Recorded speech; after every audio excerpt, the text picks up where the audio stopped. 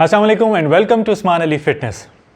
आप लोगों ने अक्सर एक बात सुनी होगी कि जितना ज़्यादा पसीना आएगा उतनी ज़्यादा चर्बी घुलेगी, उतना ज़्यादा आपकी बॉडी से फ़ैट कम होगा।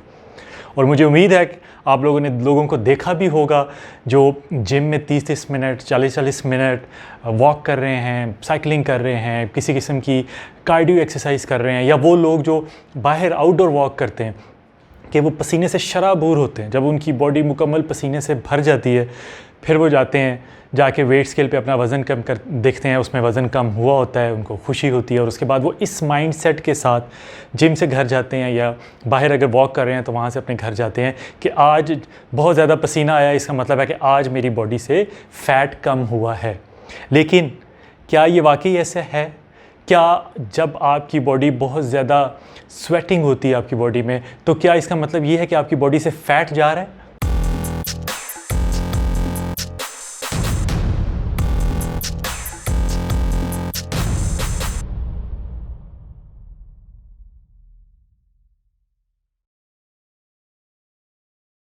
तो चलिए सबसे पहले तो ये देखते हैं कि स्वेटिंग बेसिकली होती क्या है। देखें, जो पसीना आता है हमें, जो स्वेटिंग होती है, ये बेसिकली एक कुदरती निज़ाम है हमारे जिस्म का, हमारे जिस्म के नॉर्मल टेम्परेचर को रेगुलेट करने का, उसको वापस नॉर्मल हालत में लेके आने का। और जो हमारी बॉडी का नॉर्मल टेम्परेचर है वो 37 डिग्री सेंटीग्रेड होना चाहिए या 98.6 फ़ारेनहाइट। इस टेम्परेचर पे हमारे जिस्म का हर फंक्शन सही तरीके से काम करता है। तो जब भी हम कोई ऐसा काम करते हैं जिसमें हमारी बॉडी का टेम्परेचर बढ़ता है, यानी हम कहीं बाहर धूप में हैं, कुछ एक्सरसाइज कर रहे हैं, कोई भी ऐसा काम कर रहे हैं जिससे हमारी बॉडी का टेम्परेचर बढ़ना शुरू हुआ है, 37 डिग्री सेंटीग्रेड से बढ़ना शुरू हो गया, तो हमारी बॉडी जो है उसके अगेंस्ट वाटर को, सॉल्ट को रिलीज़ करती है, जिसे हम स्वेटिंग कहते हैं या पसीना आना कहते हैं, ताकि हमारी बॉडी का जो टेम्परेचर है वो वापस नॉर्मल हो सके। और हमारी बॉडी में तकरीबन 2 से 4 मिलियन तक जो स्वेटिंग ग्लैंड्स होते हैं, हम जब जो मसाम होते हैं जहाँ से पसीना आता है, ताकि हमारी बॉडी है वो नॉर्मल टेम्परेचर पे रह सके। अब यहाँ ये सवाल पैदा होता है कि कुछ लोगों को पसीना ज़्यादा आता है, कुछ को कम, तो ऐसा क्यों होता है? देखें, ये डिपेंड करता है आपकी एज पे, आपके वेट पे, आपकी जेंडर पे, आप मेल हैं या फीमेल हैं, आपके फ़िटनेस लेवल पे, आप कितने फ़िट हैं, आपके इन्वायरमेंटल फैक्टर हैं इसमें, जैसे आपकी रहाइश कहाँ है, आपके गर्म इलाकों में रहते हैं, सर्द इलाकों में रहते हैं, ये इन चीज़ों पे भी डिपेंड करता है। और बहुत ज़्यादा कॉमन बात ये होती है कि जिन लोगों की बॉडी पे फ़ैट ज़्यादा होता है उनकी स्वेटिंग भी ज़्यादा होती है। क्यों?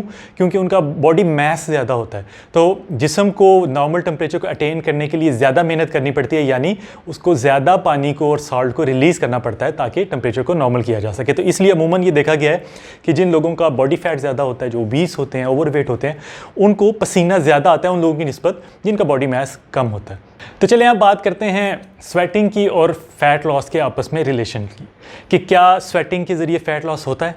देखें, फ़ैट लॉस कैसे होता है?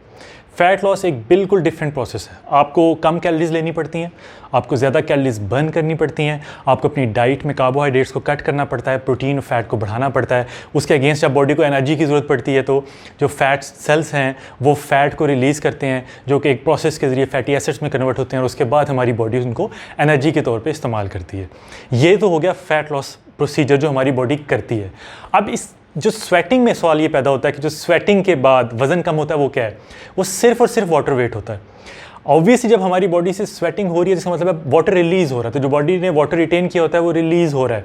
उसका जब आप स्केल पे देखेंगे तो वज़न कम होगा, लेकिन आप उसको फ़ौरन रीगेन कर लेंगे जैसे ही आप कोई पानी पिएंगे या कोई मील लेंगे, थोड़ी देर के बाद वो रीगेन हो गया। और आपने अक्सर सुना होगा कि लोग, मुझे तो ख़ास तौर पे लोग ये पूछते हैं कि जी हम सुबह वज़न करते हैं तो और होता है, शाम को होता है, वो फ्लक्चुएट हो रहा होता है।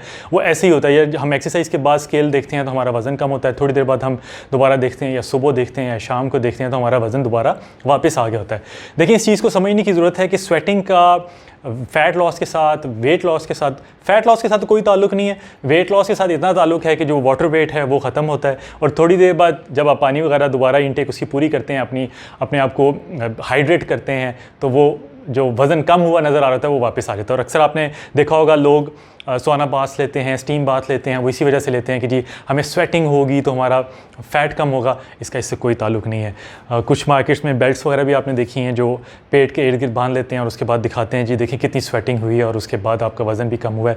सिर्फ़ और सिर्फ वाटर वेट होता है। इस मिथ को, इस कॉन्सेप्ट को माइंड से निकाल दें कि आप जितनी ज़्यादा स्वेटिंग होगी उतना आपका फैट लॉस होगा। एक काम होगा, जितनी ज़्यादा स्वेटिंग होगी आपकी बॉडी डिहाइड्रेट होगी, और डिहाइड्रेशन के नुकसान क्या हैं? चेस्ट पेन हो सकती है, डिजीनेस, आपको चक्कर आ सकते हैं, हार्ट बीट तेज़ हो सकती है, सांस ज़्यादा फूल सकता है। मतलब डिहाइड्रेशन से आपकी बॉडी पे नेगेटिव इफ़ेक्ट होंगे, पॉजिटिव इफ़ेक्ट नहीं होगा। तो कोशिश करें कि इसको बहुत सिंपल रखें। आपके माइंड में ये होना चाहिए कि आपने एक्सरसाइज कितनी देर की है, आपकी डाइट कितनी ऑन पॉइंट है, वहाँ से आपका फ़ैट लॉस होगा। जितना चाहे मर्ज़ी पसीना ले लें, उससे आपका वज़न कम नहीं होगा। तो आई होप कि इस वीडियो से आपका ये कॉन्सेप्ट क्लियर हो गया होगा कि पसीना आने का मतलब ये नहीं कि फ़ैट लॉस होगा। अपने आप पे जुल्म मत करें, अपनी बॉडी पे जुल्म मत करें। हमेशा अपने आप को एक्सरसाइज के दौरान भी हाइड्रेटेड रखें, यानी पानी का इंटेक साथ साथ रखें, ख़ास तौर पे गर्मियों के मौसम में। तो अगर आपको ये वीडियो पसंद आई है तो इसको लाइक कर दें, शेयर कर दें, कमेंट बॉक्स में अपनी राय का इजहार कीजिएगा, और प्लीज़ मेरे चैनल को भी सब्सक्राइब कर दें। बहुत जल्द एक नई वीडियो के साथ हाजिर होऊंगा। अपना ख्याल रखिएगा। अल्लाह हाफिज़।